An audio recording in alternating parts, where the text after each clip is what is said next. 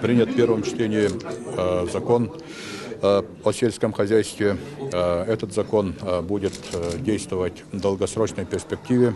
К нему будет, она привязана и к программе. И что самое важное, в этом законопроекте отмечены некоторые моменты, которые раньше как-то игнорировались у нас в республике. Это план размещения сельскохозяйственного производства у нас на территории республики. Это большой научный труд, который был в свое время, еще в советское время, сделан у нас в республике. Он как-то в последние годы предавался к забвению, не обращалось на это внимания. Сейчас он выходит на первый план. То есть производство сельскохозяйственной продукции у нас будет запрограммировано в соответствии по регионам и так далее. Это очень важно по отраслям. Это первое. Второе. Уже в законодательно у нас введено понятие нормативная себестоимость продукции. Правда, здесь до конца еще мы не доработали, я считаю.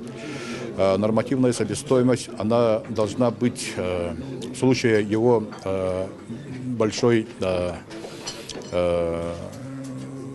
большого объема, размера и угрозы к подавлению производства, она должна быть регулирована с помощью государственных механизмов государственной поддержки.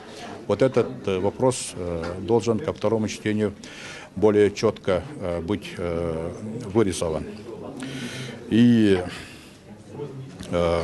этот закон он будет, так как долгосрочный, перспективный.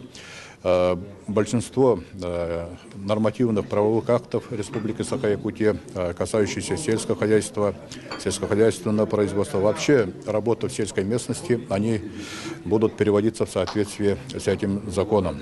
Так что правительство и парламент республики здесь ждет достаточно такая напряженная совместная работа с тем, чтобы к принятию бюджета 2017 года мы уже вышли согласованными нормативными документами.